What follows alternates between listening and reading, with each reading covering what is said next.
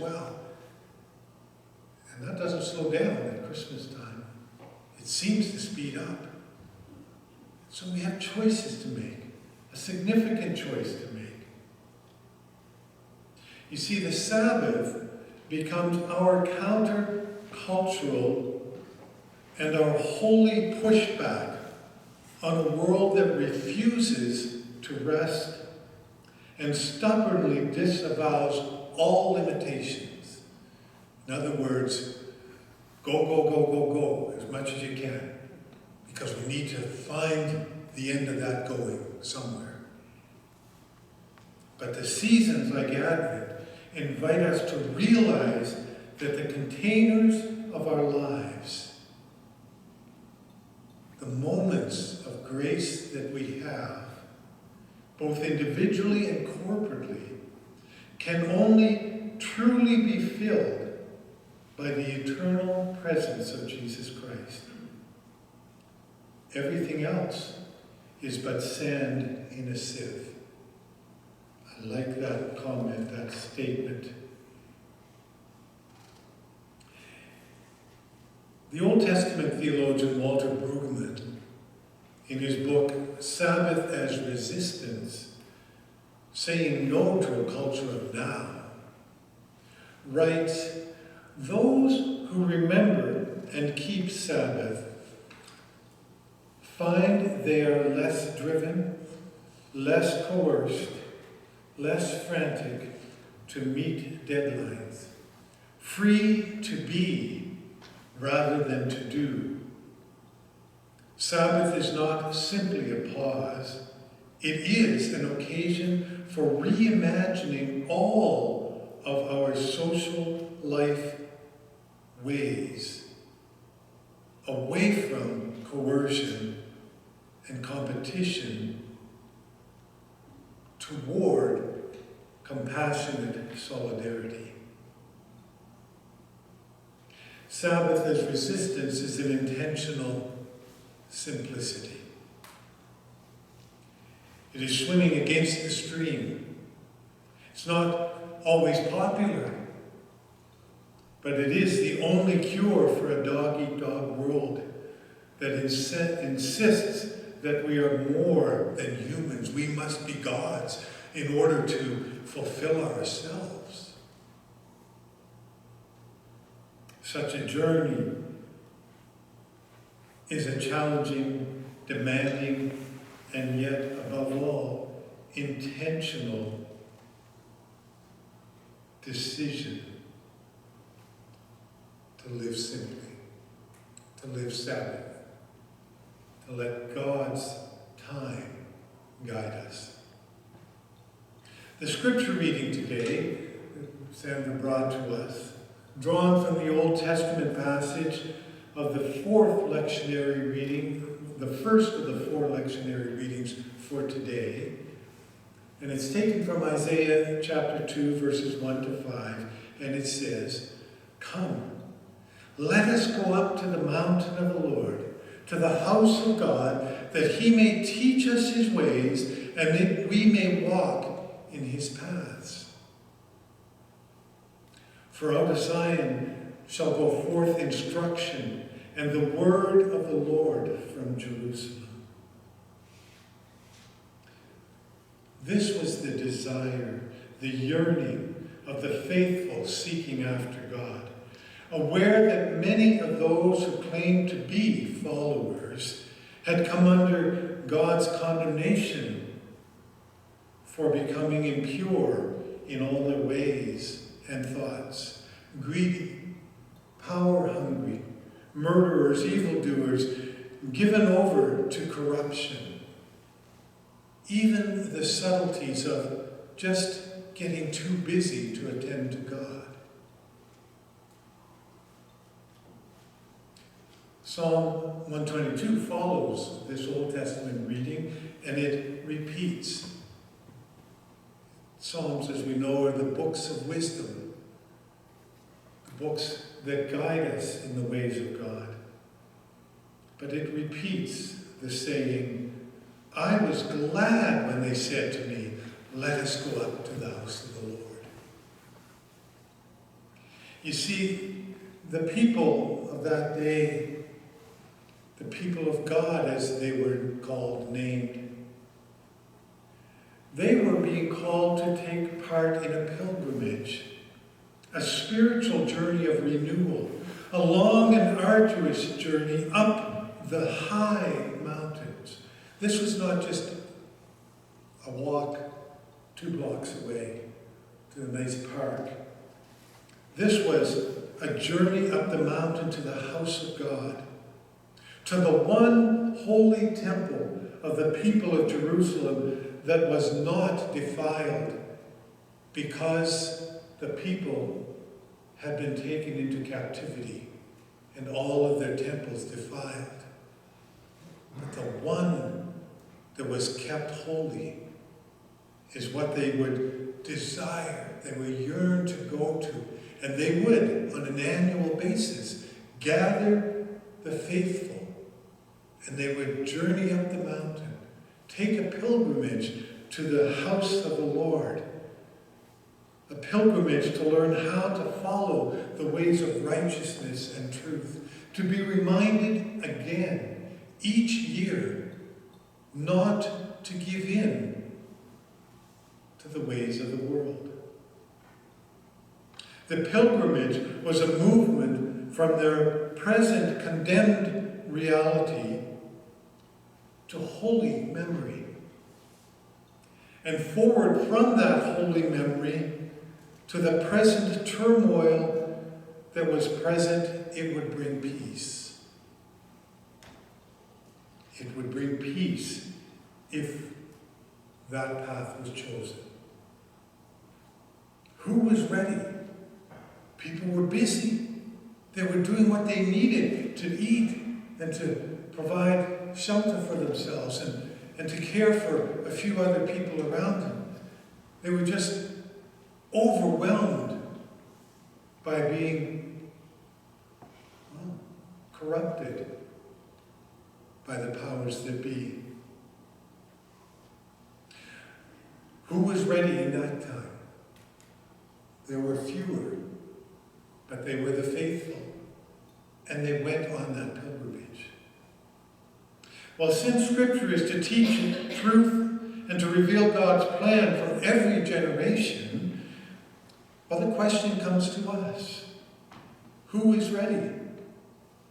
How do we hear this word of Scripture? Are we caught up in the slide away from the things of God, slowly but steadily giving into a worldly, cultural worldview and expectations, individual safety and well-being, rather than standing up for justice and the oppressed? Justifying it because it's not our business to look after everybody else. But that's not what Scripture says, is it? We are our brother's keeper. So as much as the world says, let them deal with their own business, the ways of God say, let us come alongside one another in the most challenging points of need and in the most beautiful celebrations of joy. Let us be God's people at all times.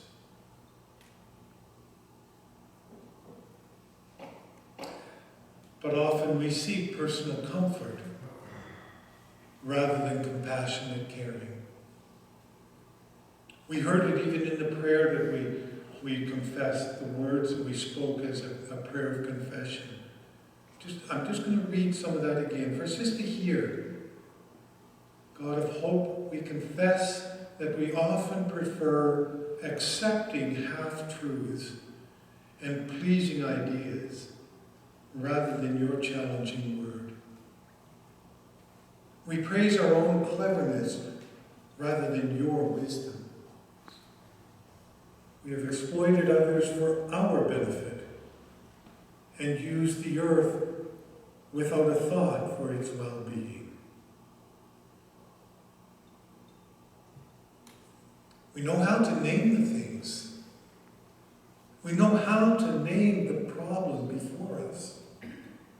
But have we chosen each and every morning to rise into that new day and to choose God's time? You may have noticed something different in the sanctuary today. Yes, the candles, the Advent wreath, some beautiful decorations that a few dedicated people this week came and helped to put together. We're so thankful. But there's something else, isn't there?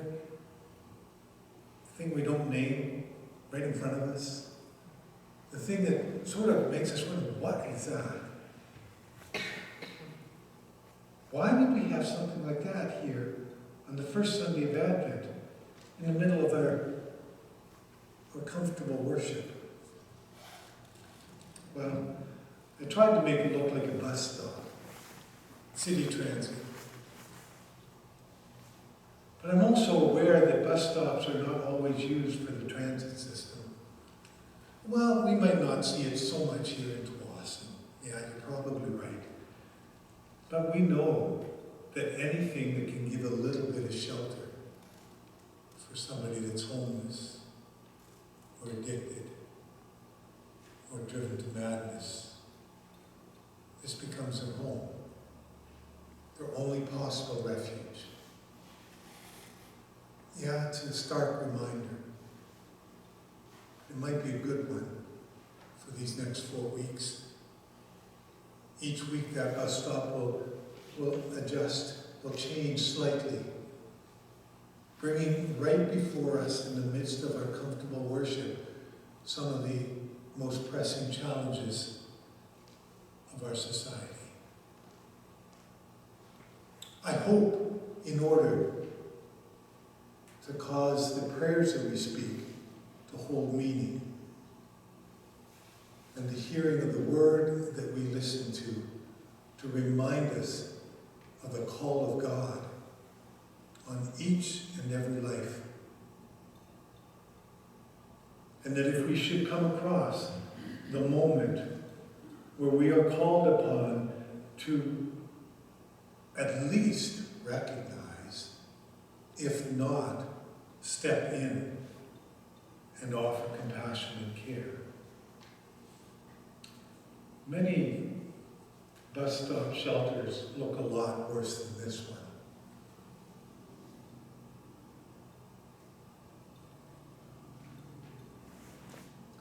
Maybe it's just a little nudge in the midst of our often sanitized expectations of our church service and our community responsiveness. I'm not saying that we don't in our heart and our actions actually do this. I'm putting this in front of us so that it reminds us more deeply how deep this destruction happens around us. And often we walk by it because it's just a bus stop.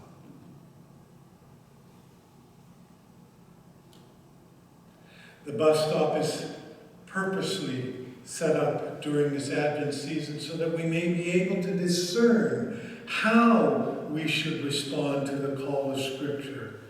And I would use the passage we heard this morning from Isaiah, but I would bring it to today's hearing. O house of Tsawwassen, come, let us walk in the light of the Lord. Will we choose to live in Kairos time, that he may teach us his ways and that we may walk in his paths?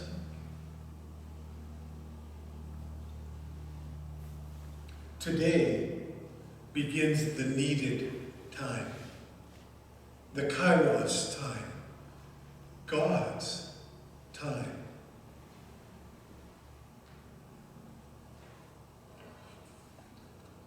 Let us enter into prayer.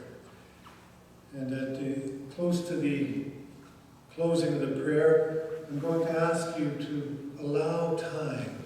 I'm going to fill that time with a piece of music, thoughtful, very reflective piece of music, but one that has a little bit of a rhythm to it.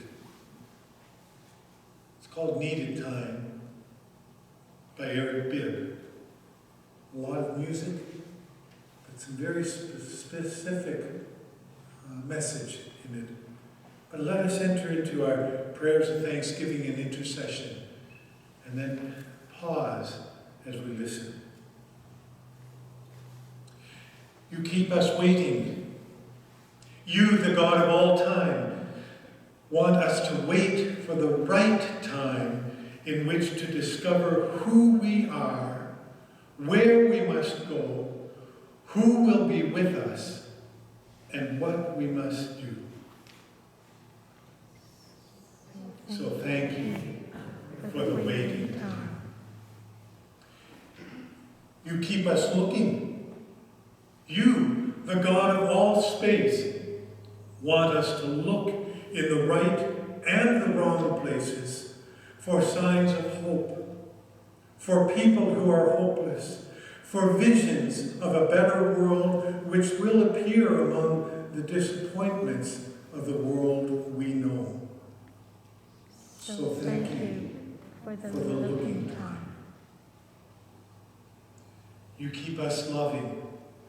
You, the God whose name is love, want us to be like you, to love the loveless and the unlovely and the unlovable, to love without jealousy or design or threat.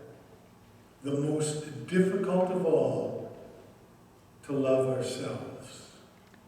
So thank you for the loving time. And in all